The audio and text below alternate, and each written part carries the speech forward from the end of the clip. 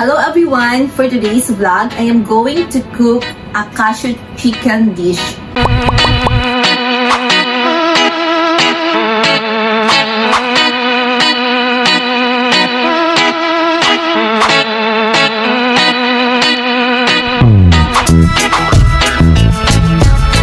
This is our main ingredients. It's a Thai part siya. 5 pieces of boneless Thai chicken. Then, this is optional. Maglagay lang ako ng onting salt, onion powder, garlic powder. So, pinch lang. Pinch. Yes, pinch. Onti lang. Ipantanggal lang ng lansa. Okay guys, so magbe-breading tayo. Ibe-breading natin yung chicken natin. Kailangan yun ng plastic bag. Okay. Normally, I use Ziploc if I'm doing this. So, Ziploc. Now, let's put the cornstarch. Let's put our chicken. Chicken.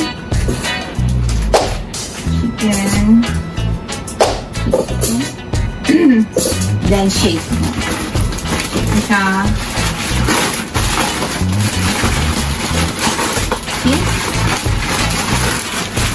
Okay guys, so ngayon, magmi-mix na tayo ng sauce na gagamitin natin sa ating cashew chicken.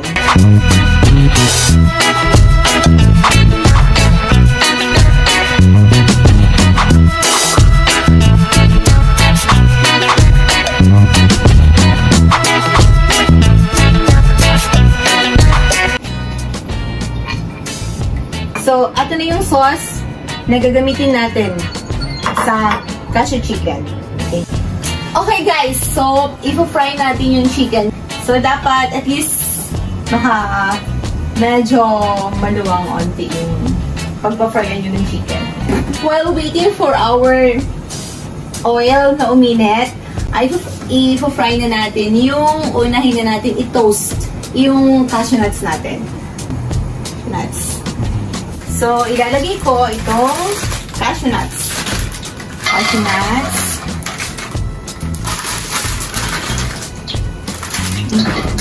Fry natin siya. So, cashew nuts. Then, yung oil natin mainit na. So, now, ilalagay natin yung chicken.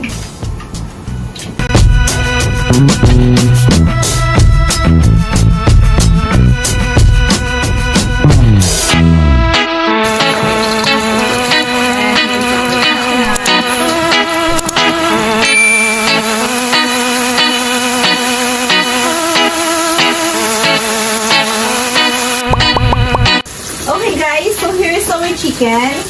Naluto na siya. Unahin niyo muna yung chicken na iluto ha. Bago niyo siya i-mix up. Okay.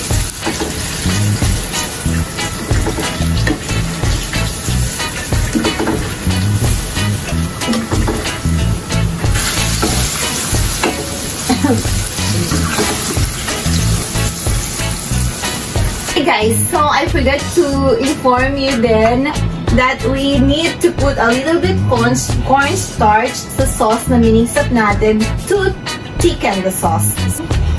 Ito siya. Okay guys, so tapos na tayo lahat sa preparation. Sa chicken, cashew nuts, then yung sauces, vegetables. Now, we will going to cook our cashew chicken. Konting oil lang. And, init natin yung oil.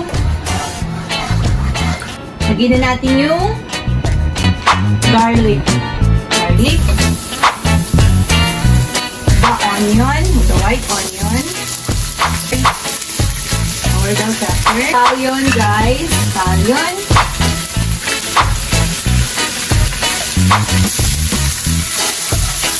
So, ito 4 minutes nyo lang na iluluto yung vegetables niya.